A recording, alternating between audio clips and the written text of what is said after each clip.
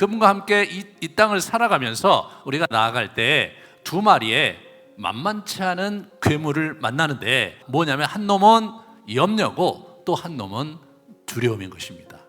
올리고 피스토이, 두려움에 빠져 있고 염려에 빠져 있는 제자들에게 올리고 피스토이라고 얘기하신 거예요.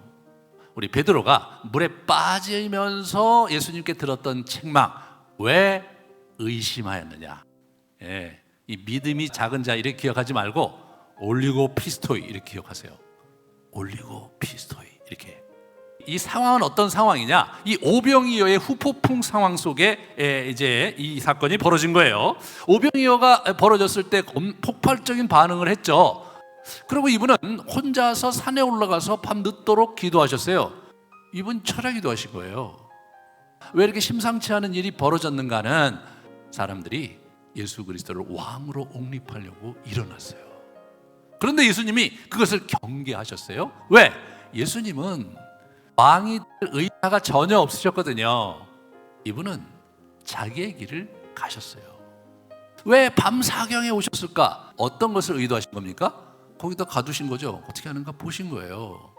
근데 여러분, 빠져들어가는 게 재밌잖아요. 아니, 걷다가 빠져들어간단 말이에요.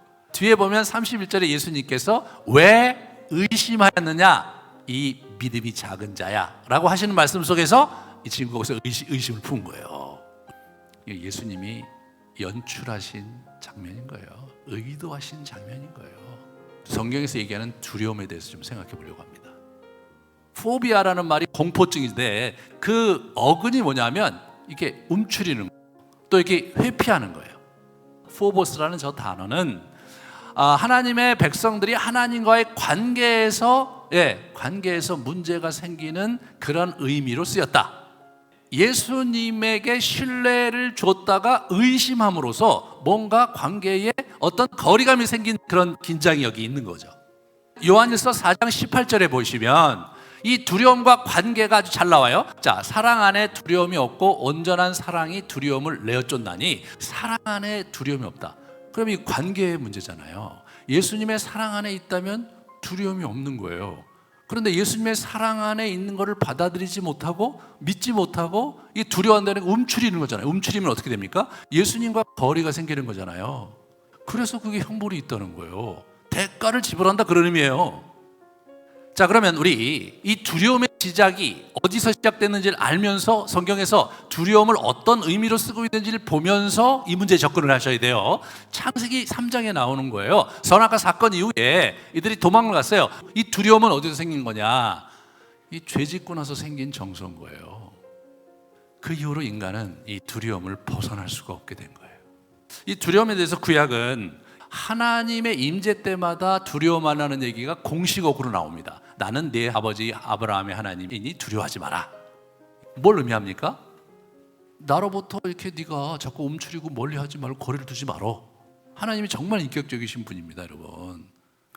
또한 이 표현이 대적들을 두려워하지 말라는데도 그 표현을 쓰는 거예요. 너희는 그들을 두려워하지 마라. 왜냐? 너희 하나님 여호와 곧 크고 두려운 하나님이 너희 중에 있기 때문이다. 그러니까 하나님은 뭐예요? 자기를 두려워하는 것도 싫어. 네? 또 하나님은 대적에게 두려워서 쩔쩔매는 것도 싫어. 좌우지간 움츠리는 거 싫어하세요. 오늘 본문에서 만난 예수님은 이 두려움에 대해서 뭐라고 말씀하시는지, 아니 내가 있는데 오면 되지, 뭘 거기서 중간에 주저앉고 올리고 피스토이 이렇게 얘기한 거예요. 움츠려 거리를 두지 마라. 평안히 성령을 의지하고 가라는 거예요.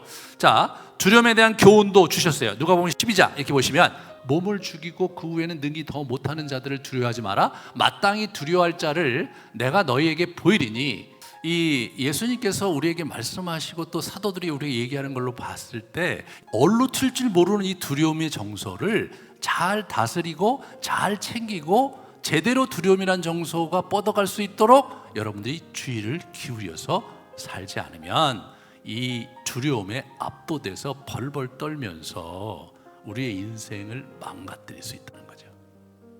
성경의 가치관과 개념을 가지고 정확하게 염려 전투와 정확하게 두려움 전투에 임하셔야 합니다. 그래서 올리고 피스토이라는 굴레를 벗어던지셔야 됩니다. 그러면 우리가 어떻게 이 두려움 전투를 할 것인가? 첫 번째, 자신이 두려워가 있는 영역을 파악하고 감지해 보는 것이 필요해요. 두 번째로 뭘 봐야 되냐면 이 두려움 이면에 있는 거짓말을 분별하는 거예요. 그래서 먼저 거짓을 거부하는 선포와 그리고 진리를 붙잡겠다는 고백과 선언을 하시고 주님께 도움을 요청하신 후에 또 여러분 마음을 하나님께 드리는 그런 시간을 가지시면서 기도하시면서 이 두려움 전투를 펼쳐가시기를 부탁드리겠습니다.